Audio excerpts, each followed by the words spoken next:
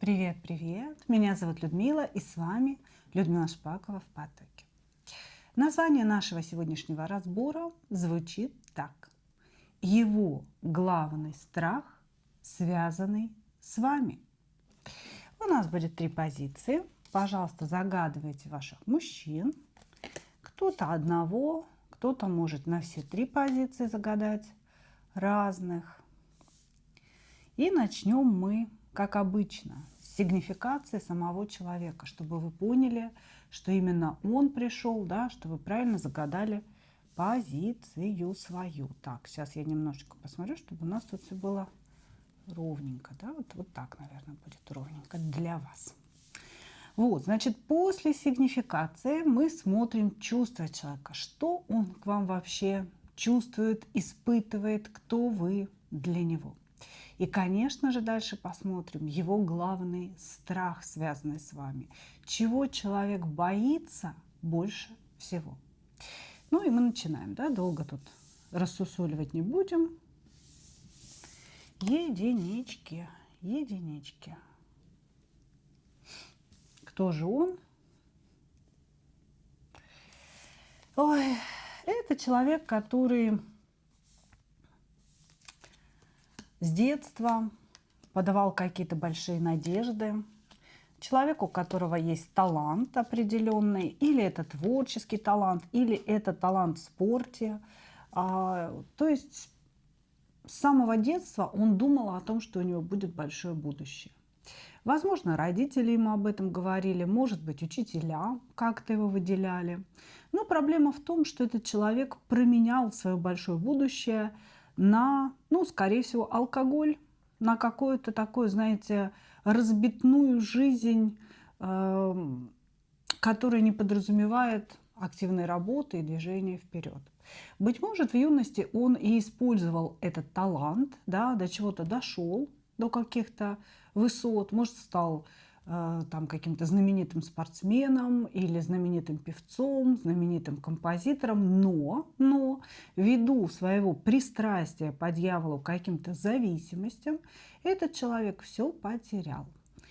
И сейчас он живет, знаете, в таком состоянии жертвы, в ощущении того, что мир его отверг, люди его не поняли, никто не оценил его великого таланта. Но он в любом случае внутри себя считает себя очень талантливым человеком, звездой. Ну и как все люди, да, которые страдают от звездной болезни, он свысока смотрит на окружающих людей. То есть все окружающие его друзья, если они есть, да, знакомые, женщины, он их воспринимает как людей, ну, какого-то такого второго сорта, да, с которыми можно развлечься, которых можно использовать, но которые, ну уж точно никак вот на его вершину никогда не заберутся. Вот, то есть такое, знаете, высокомерие, зацикленность на себе, на своем эго. При этом жизнь, грубо говоря, показала, что ну, над талантом нужно работать, да, нужны знания, нужен бесконечный труд. То есть жизнь показала, что он не добился никакого успеха, но человек здесь обвиняет окружающих людей, никак не себя. Значит, он себя считает великим императором, он себя считает великим соблазнителем. Он вообще считает, что ни одна женщина мимо него пройти не может, что он владеет какими-то техниками соблазнения, что он вот просто всем нужен, он вообще на расхват, понимаете? Вот. И вот как кто-то очень в точку написал в комментариях под одним из моих видео, да, что он-то так считает, да, только все вокруг не в курсе, что они тащатся от него. Вот прям действительно было сказано в точку. И вот этот ваш мужчина, он действительно считает, что это он дает какие-то шансы на взаимодействие с ним. Это он как бы позволяет себя любить, он позволяет вам находиться в свете его звезды, понимаете, в свете его таланта, в свете его энергии. Вот. И абсолютно ну, как бы вообще не понимает, не вкуривает, что вы живете своей жизнью и вообще можете быть не нацелены на него и не зациклены на его персоне. Ну, такая вот, знаете, звезда, которая звездой так и не стала. Человек думает, что он звезда, но как бы все это только его мысли, только его домыслы. Хорошо, давайте посмотрим, какие у него чувства.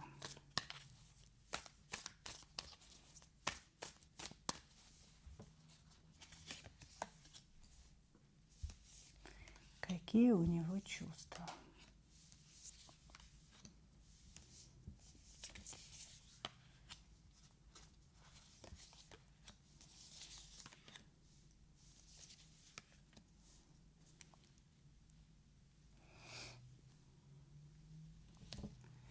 Какие у него чувства? Да, вы знаете, на самом деле, я бы сказала, что здесь все чувства направлены на него самого.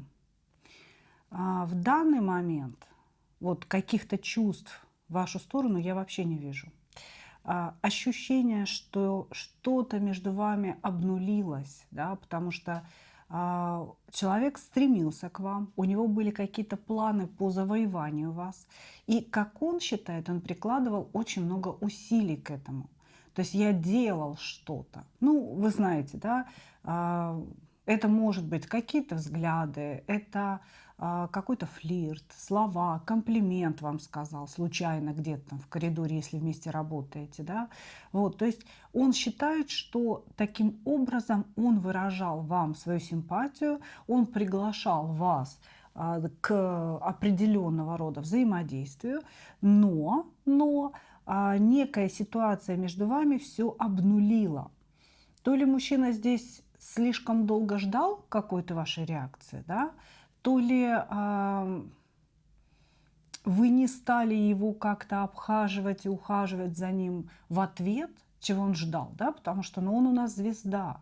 Человек здесь ждет, что он вложится совсем чуть-чуть, а вы тут же откликнетесь и начнете его кружить.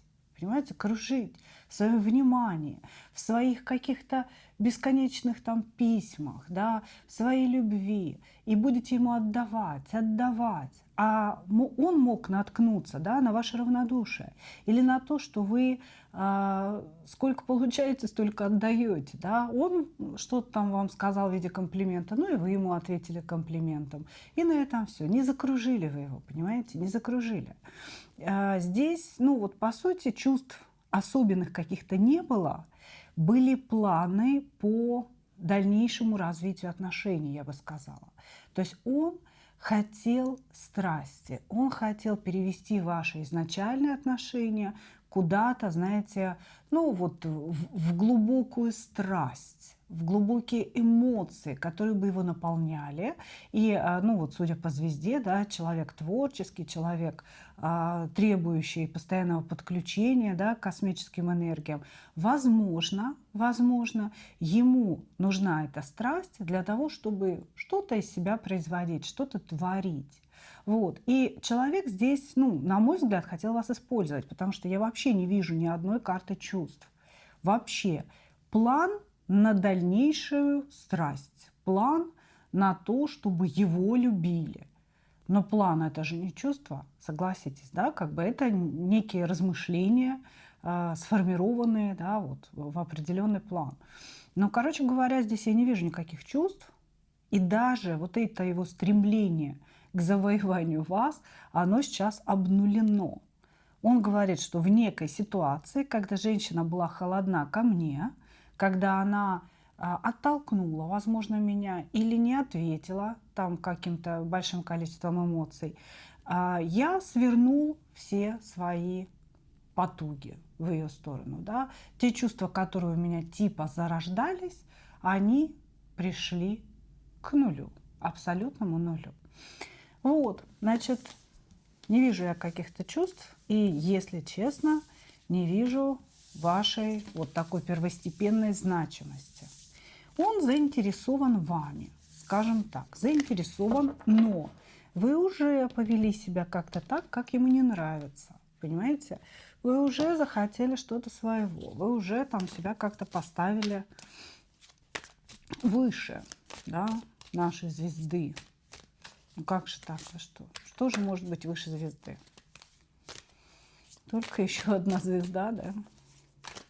Итак, его главный страх относительно вас.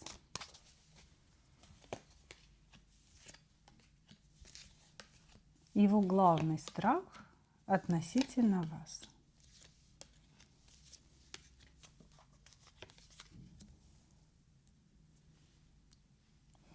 Его главный страх относительно вас. Так, что вы будете принуждать его к чему-то серьезному. Понимаете, здесь человек вас рассматривает как сексуальное удовольствие. То есть он не рассматривает вас как женщину, как человека, да? Он не рассматривает вас как любимую, для которой я должен жить и что-то делать. Женщина – мое сексуальное удовольствие, говорит он. И, конечно же, да, когда он вам там подмигивал, флиртовал с вами, что-то предлагал, он хотел каких-то легких, необременительных отношений, где хорошо будет ему. Понимаете? И самое главное для него, чтобы ему никто не делал мозг. Он здесь, ну, может быть, разведенный мужчина, да, может быть, он вообще женат. Он говорит, что в его жизни есть или была некая женщина, которая делала ему постоянно мозг, которая ему этот мозг выносила. И типа того, что сейчас я не для того ищу какие-то отношения или приключения на одно место, чтобы какая-то женщина другая опять делала мне мозг. Нет. Я ищу легкости, я ищу удовольствия, я ищу комфорта. Здесь во всем его я, звезда и солнце на человека. Это такой, знаете, эгоцентрик. В центре его вселенной только его эго, его желания, его потребности. Вас здесь нет вообще, вот совсем. Поэтому его главный страх, да, это не то, что вы уйдете навсегда, это не то, что вы перестанете с ним взаимодействовать. Нет. Его главный страх – это то, что если что-то начнется или что-то продолжится, вас придется переводить в какой-то официальный статус. То есть вы не простая женщина, вы не из тех, которые позволят собой воспользоваться, да? Вы не для игрушек каких-то. И, соответственно, он это понимает. Он говорит, я боюсь продолжать, потому что тогда придется ей предложить что-то серьезное. Тогда придется выводить ее в какой-то официальный статус. Она очень серьезный человек, она человек очень достойный. То есть я бы сказала, что вот здесь, в его страхе, мы видим уважение к вам. В чувствах он вообще ничего не показал. А вот здесь, в страхе, есть уважение к вам и некое такое понимание вашей важности, да, что вы, в принципе, не позволите собой полы протирать. Вот, значит, и еще у вас все есть. Может быть, вы семейный человек, да, может быть, вы состоялись как профессионал или и то, и другое вместе, да, но вы живете в девяточке кубков. Это значит, у вас есть сформированная зона комфорта. И вы не захотите ее менять, эту зону комфорта. Вы не захотите ее разрушать. И вот здесь вот человек это все как бы понимает и боится чего? Что ему, с одной стороны, хочется вас заманить, да, в какие-то сексуальные сети, но он боится, что вы слишком серьезная для того, чтобы просто поиграть с ним в эту игру и отстать от него. Если она на это пойдет, если она на это согласится, значит, она будет требовать от меня серьезных шагов, потому что это может разрушить ее реальность. Для нее это не игра, для нее это не просто какое-то сиюминутное удовольствие, говорит он. Вот, поэтому что он боится, чего он боится? Что если отношения продолжатся, если он продолжит свои какие-то поползновения в вашу сторону, то для того, чтобы вас получить или для того, чтобы ну вообще что-то срослось между вами, ему придется сделать вам какое-то серьезное предложение, которое он делать не намерен. Здесь человек хотел к вам проявиться по шуту дураку. Просто я не я, корова не моя, ты со мной переспала, значит, сама во всем виновата. Не надо мне писать, не надо мне звонить, и ничего от меня, пожалуйста, не требуй. Как-то так, понимаете? Вот, поэтому о серьезности он боится. И нарушение каких-то его собственных границ очень сильно боится. Боится, что вы начнете какие-то претензии выдвигать. Вот это его самый главный страх. Благодарю вас, единички. Двигаемся дальше.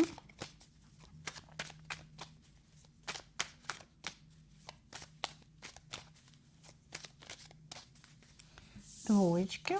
Двоечки. Господи, да что ж такое? Звезда, да луна. Что это у нас? Что за мужчина пришел?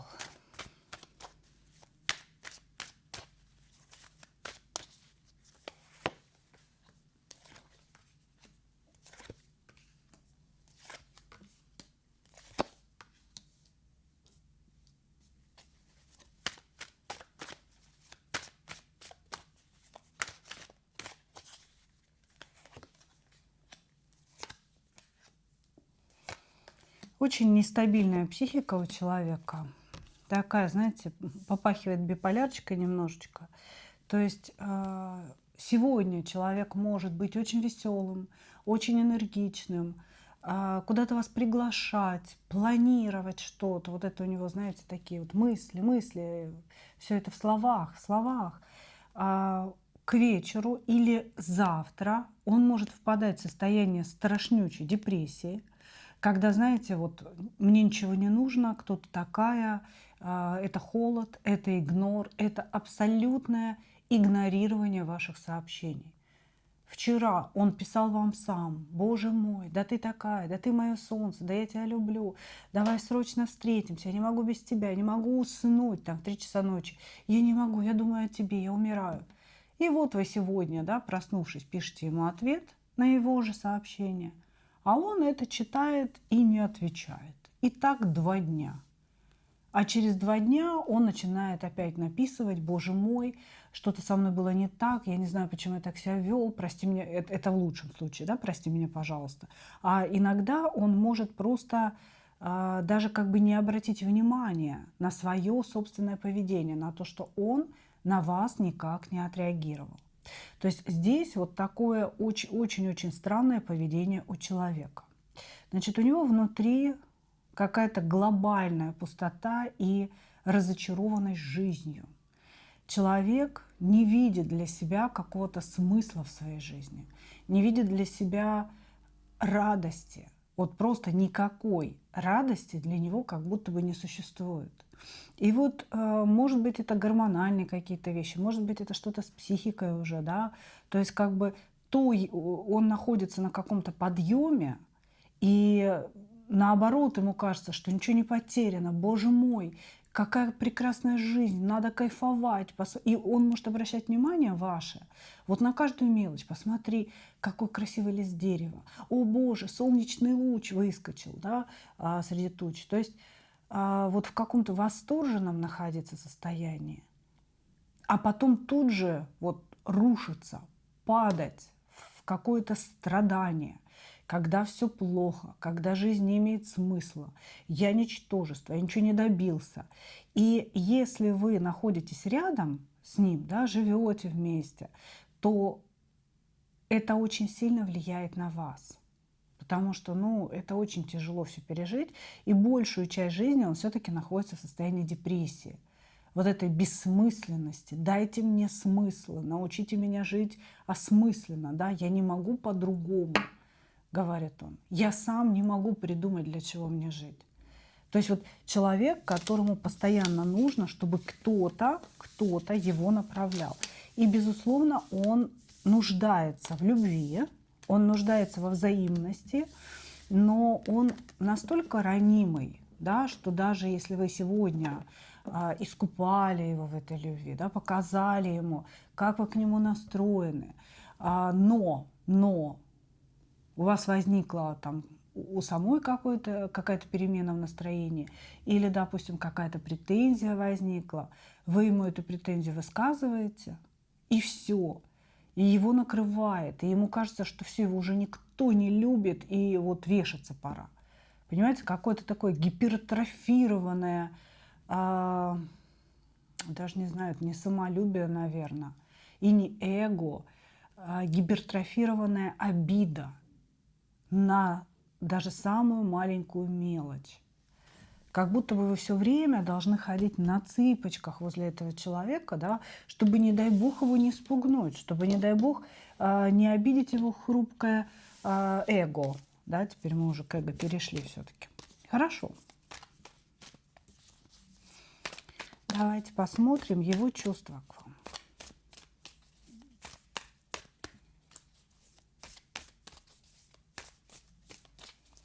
Посмотрим его чувства к вам.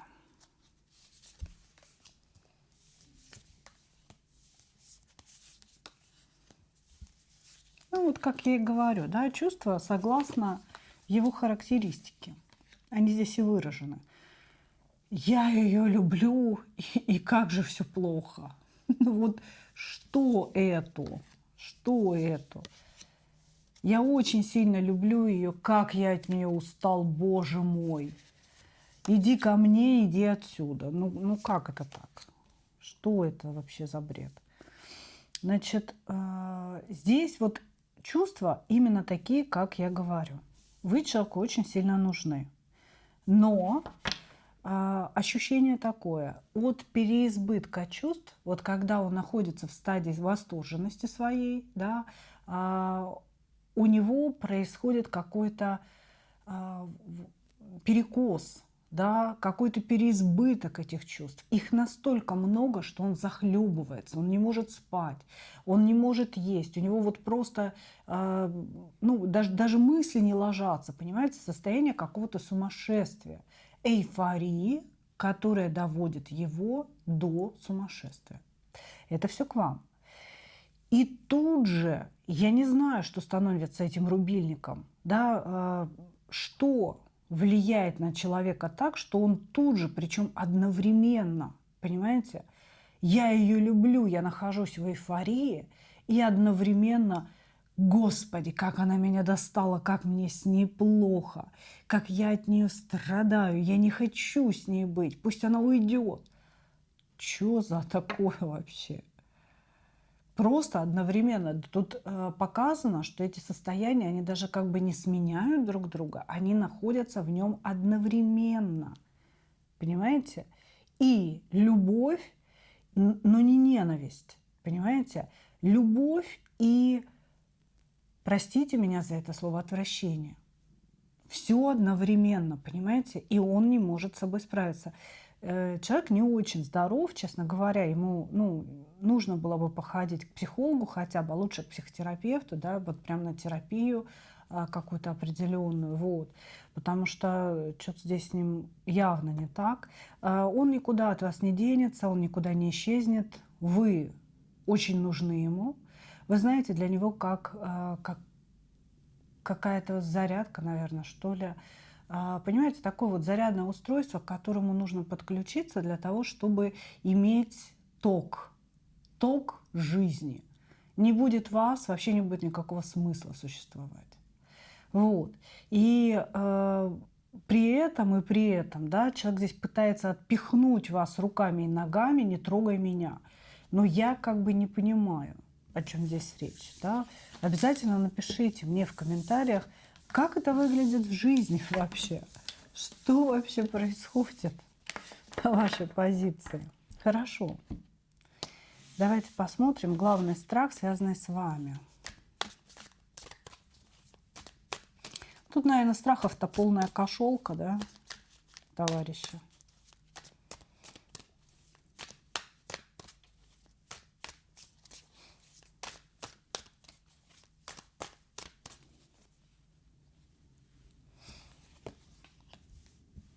Опа. Нет, говорит, страхов у меня. Ой, не могу. Ржак какая. Так, ну смотрите.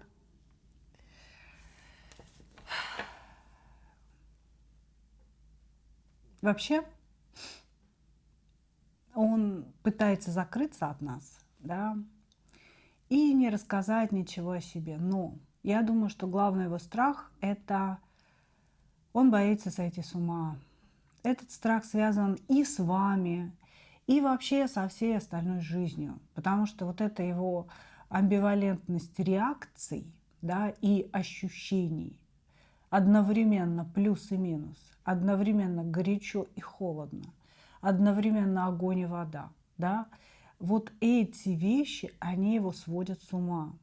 Он постоянно что-то перебирает внутри себя, он постоянно винит себя, потом ему за себя стыдно, потом он начинает ненавидеть окружающих, винить окружающих, потом опять ненавидеть себя. То есть здесь какой-то такой круговорот мыслей в природе, которые реально его сводят с ума.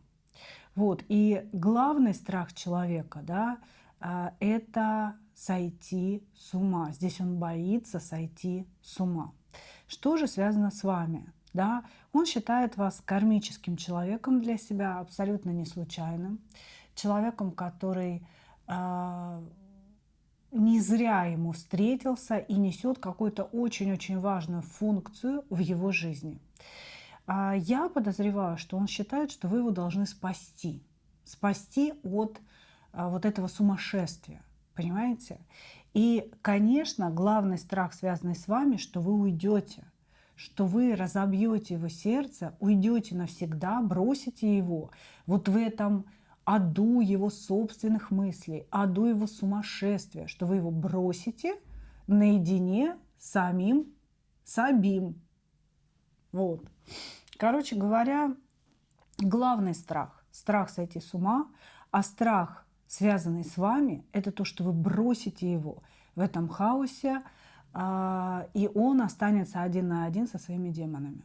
Вот и все. Потому что здесь на вас, ну, скажем так, наложена печать спасателя. Вы должны спасти, вы должны помочь, вы должны его освободить от внутренних демонов, и без вас он совсем никуда.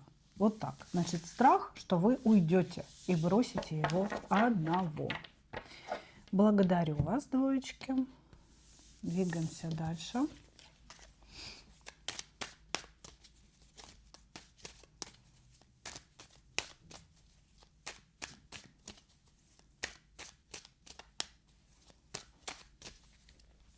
Троечки.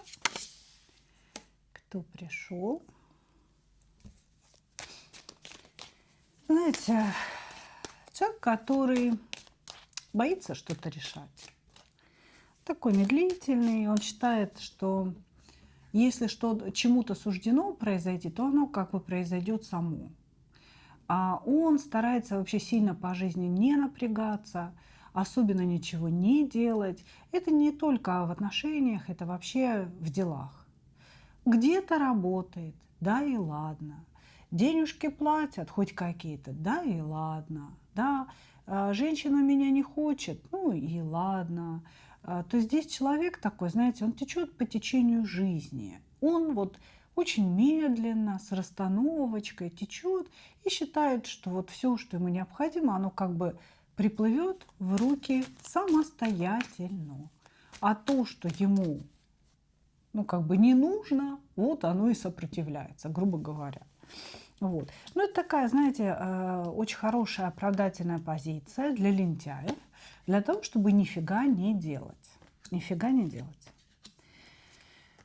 Смотрим. Ну, это какой-то ваш старый знакомый, надо признать, человек из вашего прошлого. И, может быть, раньше он был более энергичным, да, по рыцарю жезлов, более страстным. Вы его помните как человека, который завоевывал вас, может быть, у него какие-то глаза там горели на что-то, да. И сейчас ваше общение, оно вас, скорее всего, очень сильно расстраивает. Потому что у вас сохранилось какое-то представление об этом мужчине, как о завоевателе, как о человеке, который в этой жизни должен добиться успеха. А он этого успеха мало того, что не добился, да, то есть он слил свой успех, свое время жизни, так еще и оправдывает свое бездействие.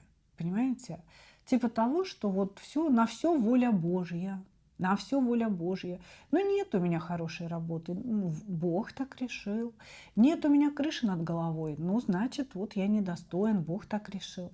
Лишь бы не работать, да, где бы не работать, лишь бы не работать. Значит, очень незрелая позиция человека относительно действий вообще в жизни. Действий, понимаете? Он не действует не на работе, да, нет никаких достижений, ни в отношениях. Не действует, он все время ждет. Максимум, что он может, да, это там написать какое-то сообщение вам, появиться вдруг в вашей жизни через много лет, да, в социальных сетях что-то написать. Но через время это общение превращается в какое-то конюченье, понимаете, когда человек, ну что-то такое, вот вы, что женщина ждет от общения, да, вот с мужчиной. Вот появляется мужчина, что она ждет? Она ждет проявлений, она ждет страсти, она ждет, что, ну вот, раз он появился, раз он что-то написал, да, что он ей будет говорить какие-то комплименты, что-то предлагать, интересоваться ею.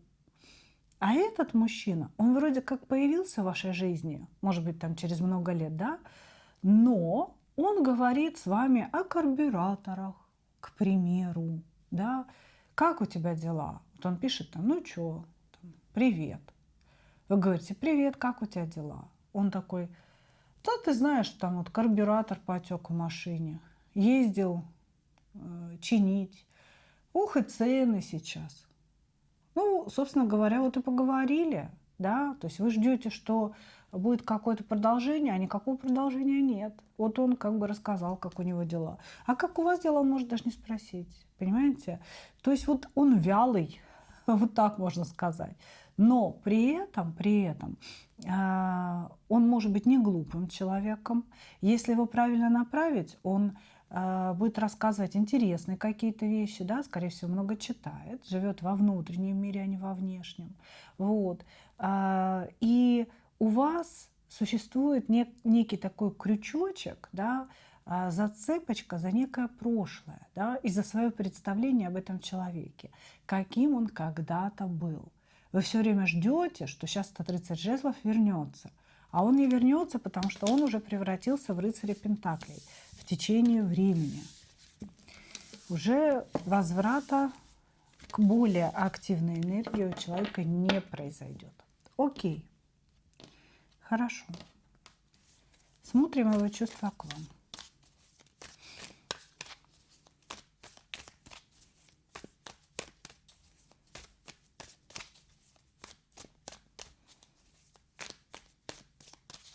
Чувства к вам.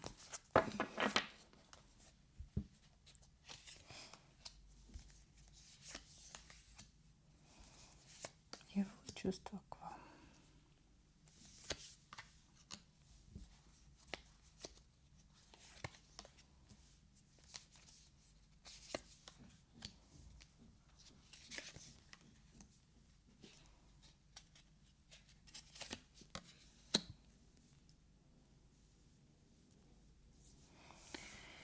Так, любовь, похожая на сон.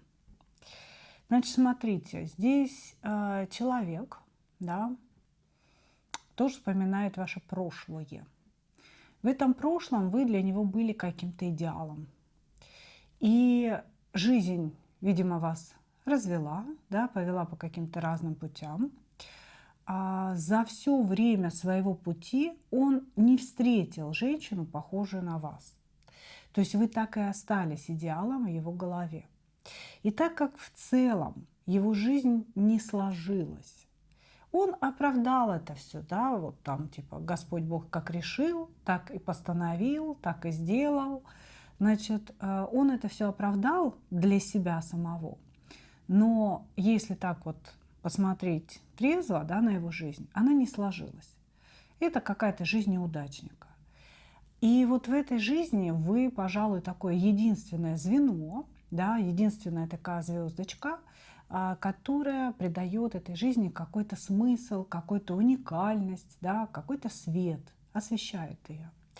И этот человек вернулся в вашу жизнь, он появился снова в вашей жизни для того, чтобы вы его как бы отогрели, чтобы вы ему дали надежду какую-то, понимаете? То есть вы для него остались идеалом. И он любит вас как идеал, как тот идеал. Да, вот я с ней разговариваю, и она мой идеал, я ее люблю. Значит, вот эта любовь, она не подразумевает какого-то действия в вашу сторону. Нет. Это такая тихая, устоявшаяся гавань внутри человека, куда он приходит отдохнуть. Также он надеется на то, что вы как-то, знаете, раскрутите, развернете колесо фортуны в его жизни. То есть, возможно, вы удачливый человек, может быть, вы такая вся жезловая, да, движимая какими-то идеями, творчеством, да, вот я вперед, вперед, только вперед. А ему кажется, что просто находясь в вашем пространстве, да, у него включается колесо фортуны. То есть удача начинает поворачиваться к нему лицом. И он ждет этого момента. Он ждет, что вот помимо того, что он вас любит, да, начнут происходить какие-то прекрасные метаморфозы в его жизни. Сам он делать ничего не хочет.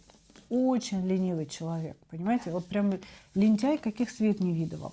Я жду, когда с небес мне спустят какие-то возможности. Я жду, когда она, да, включит мою удачу. А я буду вот как бы здесь возлежать на диване, да, кушать и смотреть, как вот тут для меня все работаете. Понимаете, как-то так это все выглядит. Хорошо. Давайте посмотрим его главный страх относительно вас.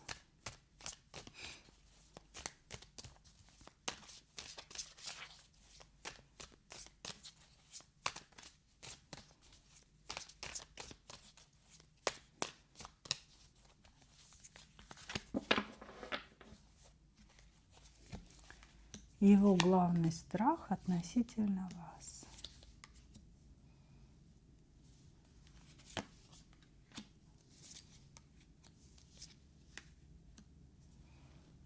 Интересно.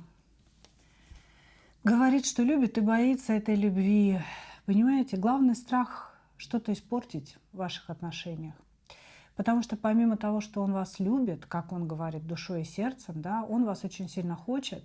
И часто в нем начинают, знаете, так бурлить вот эти вот энергии сексуальные, да, когда хочется с вами поговорить о чем-то таком с изюминкой, да, под глифом клубничка, когда хочется вас куда-то пригласить, может быть, да, ну вот страсть начинает его захватывать в вашу сторону, причем страсть достаточно низкочастотная, да, он начинает думать прям про какие-то письки-сиськи. И он очень боится что-то сделать не так, как-то сказать вам, что-то не то сказать, понимаете, что это будет выглядеть пошло, что это вас обидит очень сильно, и вы разрушите вот эти вот хрупкие отношения, которые сейчас сформировались. Вот, значит, его главный страх относительно вас. Я боюсь, что моя похоть, назовем это так, да, вырвется на свободу, и я скажу ей какие-то неправильные вещи, которые ее могут оскорбить, обидеть, и она захлопнет дверь перед моим носом навсегда. То есть здесь человек боится, что вы уйдете, но как бы самый главный страх, что он сам станет причиной вашего ухода. Да, из-за того, что он плохо себя контролирует, из-за того, что у него, возможно, вылетают вот эти словечки, пожелания, взгляды, может быть, какие-то, понимаете? Вот. Но по большому счету, конечно, он боится, что вы уйдете. И также он боится любви с вами настоящей. То есть сейчас все это в каком-то странном таком варианте полусна. Да? То есть человек может вам писать время от времени, то появляется, то уходит, и непонятно, что происходит. Ну, вообще вот непонятно, что происходит между вами. Но внутренне, да, вроде как он вас любит. Но он боится, что все это может выйти в активную фазу. Да, что вот это вот непонятно что перерастет в настоящие яркие огненные чувства. И тогда почему-то, как раз он и боится опарафиниться перед вами, да, и что вы обязательно обидитесь, то ли вы увидите, какой он пошлый, то ли вы увидите, какой он там, не знаю, развратный, порочный, и вы обязательно должны будете уйти. Понимаете? То есть вот чего он боится. Он боится какого-то развития событий, не уверен в себе, потому что внутри есть некие мыслишки. Вот. И говорит о том, что ну вот она этого не стерпит, она уйдет, и между нами опять будет расстояние, тишина, молчание, время. И, собственно говоря, я буду чувствовать себя просто идиотом. Что я потерял свою идиллию, да, свою иллюзию любви, иллюзию идеала. Вот так. Вот его самый главный страх, мои дорогие. И вот такой у нас сегодня вышел разбор. Благодарю вас за ваше внимание. И, как обычно, хочу вам пожелать только одного. Встретить свою настоящую любовь и не потерять в ней себя. Ну а мы увидимся с вами в следующих видео. Пока-пока.